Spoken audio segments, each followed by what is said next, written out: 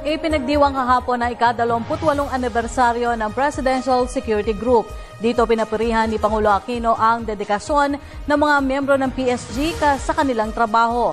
Pagtiyak naman ng Pangulo, ipagpapatuloy ang pagtugon sa kanilang pangangailangan kasama na ang makabagong kagamitan. Narito ang report.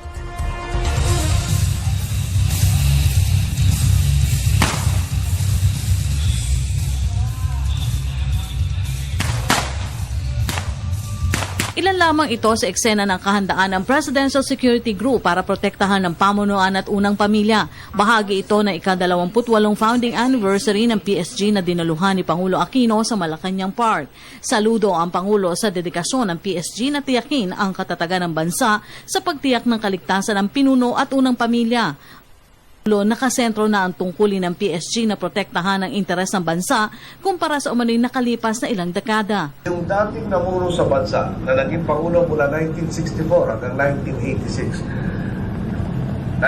nandito siya ng halos 22 taon, parang isang henerasyon na. At ano po ba ang klaseng kultura ang kanyang naitaguyod? Kung pati ba naman mga simpleng kakapitan ay pinagkakainteresan pa. Dito pa lang po, malinaw na ang pagkakaiba. Sila para sa sarili, tayo po para sa kapwa. May tema na 28 taong matapat na paglilingkod sa Pangulo tungo sa mapayapat maunlad na bansa. Tiniyak ng Pangulo ang patuloy ang reforma at modernisasyon ng PSG. Dariyan kayo, karamay ko kayo. Kung dati, ilan lang kami humaharap sa mga pangalan na ito, ngayon kasama ko kayo, kabilang pa ang 70% o di ba baba sa 70% ng populasyon ng bansa. Kasama na ang iba na hindi po nagtiwala sa atin ng eleksyon pero ngayon kakampi na. Ngayon pabago paghihinaan ng loob. Tiwala tayo na sa tulong ng Diyos ay laging maging ibabaw ang tama. At ito man ang itinadhanang estado ng bansa. Matid natin ito rin ang pagkakataon nating makapaghatid ng positibo at permanenteng pagbabago sa bansa. Ito ang pag-asa at tsansa natin hindi na ipapana pa sa susunod na sanitay ang mga dinatan natin problema. Formal na rin ipinabot ng Pangulo ang pasasalamat sa PSG na sa nakalipas na 3 taon ay tinulungan siyang gampanan ng mandato na ipinagkaloob ng taong bayan. Hinikayat rin ito lahat ng miyembro na huwag mag-atubiling lumapit sa kanya sa panahon ng pangangailangan.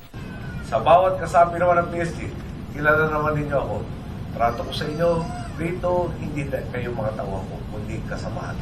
Isang pamilya na karamay ko sa hirap at sa ginawa, kahit kadalasan ay di lang puro sa hirap lang tayo nagsasalo. Ngayon, bilang ama ng bayan, kung mayroon kayong suliranin, dapat malaya kayong sumangguni sa akin. At doon, inatasan natin ang ating buting group commander, 10 ng ating mga opisan, pati na ang ating mga non-commissioned officers, na dapat tugunan ang inyong mga pangangailangan at sa abot ng ating kakayahan ay matulungan nila. Pinasalamatan naman ni PSG Commander Commodore Raul Ubando ang Pangulo sa tiwala sa harap na rin ng malalaking pandaigdigang pulong sa bansa kasama na ang APEC Leaders Summit sa 2015. The group, aside from the daily task of securing the President, the seat of government, and his immediate family, is also in the process of preparing for major security operations relative to the upcoming World Economic Forum in May this year and the Asia-Pacific Economic Conference in November next year, wherein 20 heads of states and governments are expected to attend.